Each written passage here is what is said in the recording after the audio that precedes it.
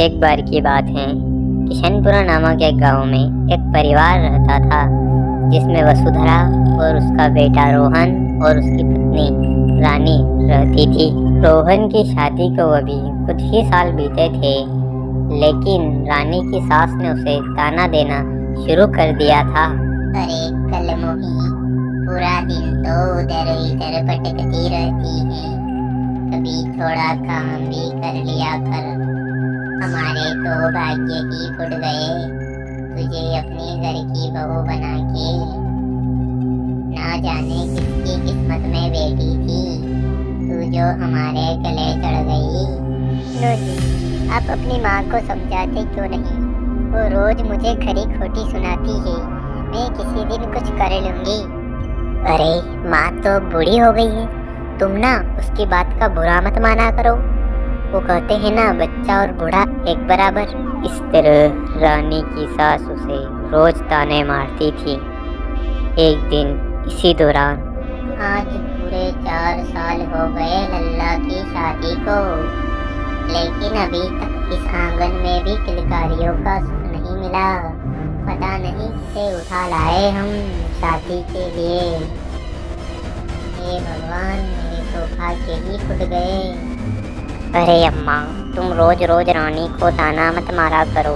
तुम घर में सबसे बड़ी हो और समझदार भी हो, सोच समझकर बोला करो। रानी इन सब बातों से परेशान हो जाती हैं और आत्महत्या कर लेती हैं। रानी के मरने के बाद रोहन कई महीनों से चुप्पी साधे रहता है।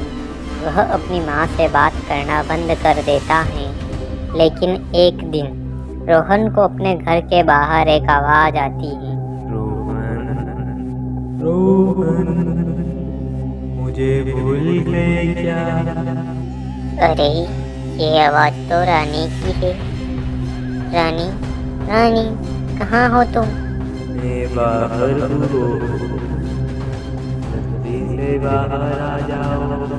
रोहन बाहर जाता है तो उसे रानी दिखती है। दरअसल रानी अब एक प्रेत आत्मा बन चुकी।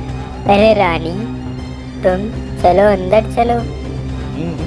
अंदर नहीं आ सकती आज।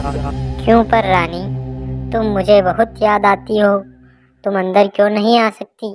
मैं तुमसे मिलने फिर आऊंगी, लेकिन वादा करो तुम मेरे साथ चलोगे। मैं अमावस्या की रात को आऊंगी। यह सब रोहन की माँ देख लेती हैं। वह उससे पूछती है, अरे बेटा, तू किससे बात कर रहा था? माँ, यहाँ रानी आई थी। कहाँ बेटा, वहाँ कोई नहीं था। मैंने देखा है तुमको अकेले बात करते हुए। यह देखकर वह सब समझ जाती हैं कि उसके बेटे पर रानी की आत्मा का साया मंडरा रहा है। वह तांत्रिक को बुलाती है, लेकिन उसी रात वसुधरा की मृत्यु हो जाती है। रोहन, रोहन, कहाँ हो तुम? हाँ, रुको, मैं अभी आता हूँ। जैसे ही वह उसके पास जाता है, वह भूतनी बन जाती है और रोहन को अपने साथ ले जाती है। तो हेलो दोस्तों, कैसे हैं आप लोग? आई होप कि आप सब बहुत बढ़िया होंगे। तो मैं आपके लिए ऐसे मज़ेदार कहानियाँ लेकर आता रहता हूँ, तो आपका भी एक फ़र्ज़ बनता है कि आप इस चैनल को लाइक, सब्सक्राइब एंड शेयर करें।